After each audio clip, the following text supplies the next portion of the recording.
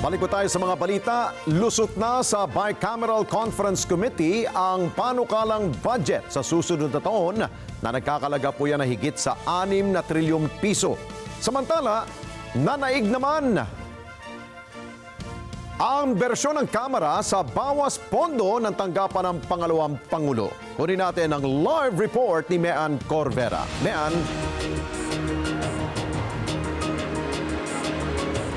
Alex, hindi na nga dumaan sa mahabang debate sa deliberasyon ng Bicameral Conference Committee ang pagpapatibay sa panukalang budget para yan sa susunod na taon. Pero kapansin-pansin na mas nanaig ang inaprubahang bersyon ng mababang kapulungan ng Kongreso. Inaprubahan na ng Bicameral Conference Committee ang panukalang 6.352 trillion national budget para sa susunod na taon. Ang pondo ay mas mataas ng 10.1% kumpara sa pambansang pondo ngayong 2024. Ayon kay Senador Grace Poe na chairman ng Senate Committee on Finance, prioridad sa kanilang inaprubahang pondo ang social services, kalusugan, edukasyon, paglikha ng trabaho at pagpapatayo ng mas marami pang infrastruktura. Inuna natin ang mas maayos, ligtas at mas mabilis na koneksyon ng mga komunidad mula probinsya hanggang syudad.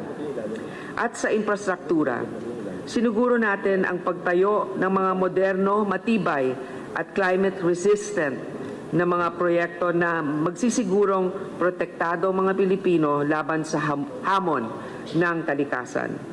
Ilan sa matanggapang tumanggap ng mas malaking pondo ay ang DPWH na lumobo ng 1.1 trilyon mula sa 825 billion. Ang Department of National Defense umabot na sa 271.9 billion ang budget mula sa dating 263 billion. Ang House of Representatives na umabot sa 33.67 million mula sa dating 16.3 billion at ang Office of the President na may 15.84 billion mula sa dating 10.44 billion. Mahigit 100 bilyong piso naman ang nabawas sa panukalang pondo ng DSWD habang bumaba sa 737 billion ang budget ng Department of Education. Paliwanag ni Senate President Francis Escudero, ibinigay lang nila ang mga request para sa programa ng Marcos administration. We allocated government scarce resources in accordance with the plan of the President. Ano po ang ibig sabihin ng in accordance with the plan of the President? Hindi po dahil sip-sip ang Kongreso, hindi dahil sumusunod lamang, sunod-sunuran lamang ang Senado at Kongreso sa kagustuhan ng Pangulo.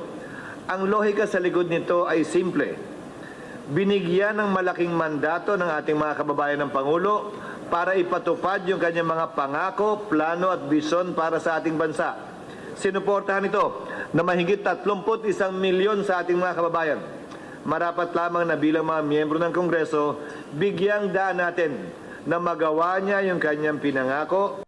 Ang mga kaalyado ni Vice President Sara Duterte dismayado matapos mabigong mapadagdagan pa ang budget ng Office of the Vice President.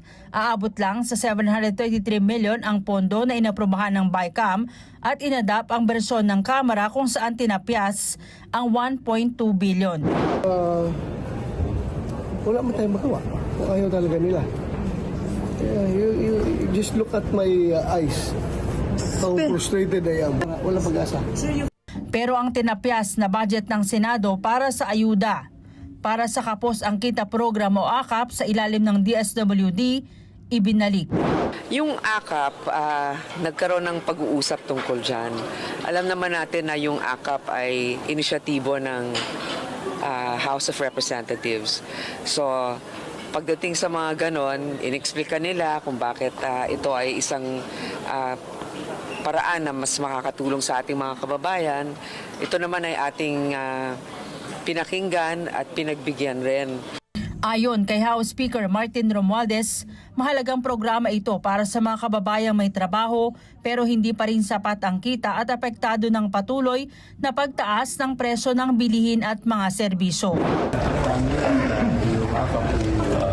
I-maintain, ibalik, kaya tuloy-tuloy ang programa ng AKAP para sa AKAP na restore? maintain. Opo, this has we proposed ng GAP. We were supported by the Senate, so maraming salamat. Samantala, hindi naman naglaan ang 2 kapulungan ng Kongreso ng budget para sa subsidy ng Philippine Health Insurance Corporation. Sa ilalim ng National Expenditure Program, aabot sa 74 billion ang inilaang government subsidy para sa PhilHealth. Pero nagdesisyon ang mga mambabatas na bigyan nilang ang PhilHealth ng operational fund at ipagamit sa kanila ang 600 billion na sobrang nakolekta. PhilHealth, ito ang isang very contentious. Okay? Nakita natin na ang PhilHealth, yung subsidiya na ibinibigay ng gobyerno na hindi man lang nila nagagamit. Okay? Ang PhilHealth ngayon, kung hindi ako nagkakamali, merong 600 billion na reserve funds. Nakadeposito lang yan sa, ewan ko kung anong account nila nilalagay, but definitely kung anong kinikita niyan, mas maliit pa mas mababa pa sa inflation. So lugi pa yung gobyerno. So sa ngayon, ang PhilHealth ay hindi nabigyan ng budget sapagkat kailangan nilang gamitin muna yung kanilang reserve funds na kung nakikita ninyo, marami na ngang nagagalit dahil hindi nabibigyan ng tamang reimbursement.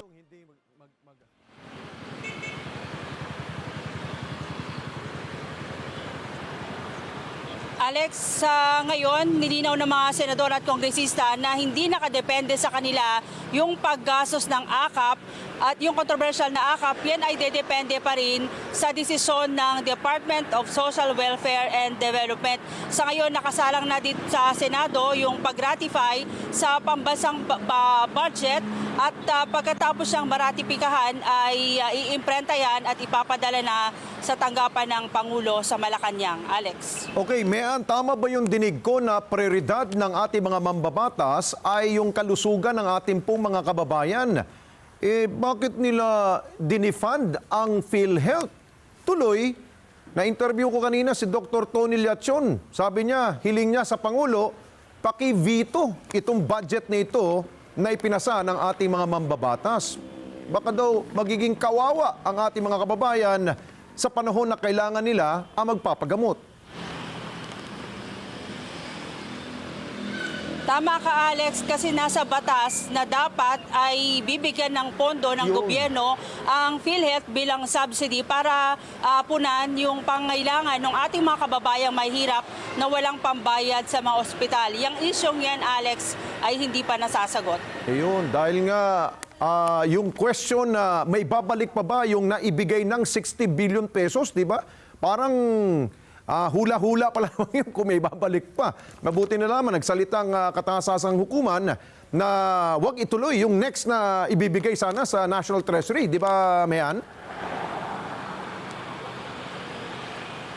Oo, Alex, ang nasa desisyon din daw, sabi ng mga senador, pinagbasihan din daw nila dun sa desisyon, yung desisyon ng Supreme Court na dapat ubusin muna yung nalalabing pondo ng PhilHealth at yan ay meron pa silang reserve fund na umaabot sa 600 billion pesos. Okay, sige, antabayan na natin anong gagawin ng ating pong Pangulo.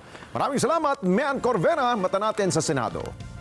Maraming salamat sa inyo pong pagsubaybay sa Mata ng Agila Primetime. Para malaman ang matatag, matapang at matapat na mga balita, i-follow lamang at mag-subscribe sa AtNet25 TV.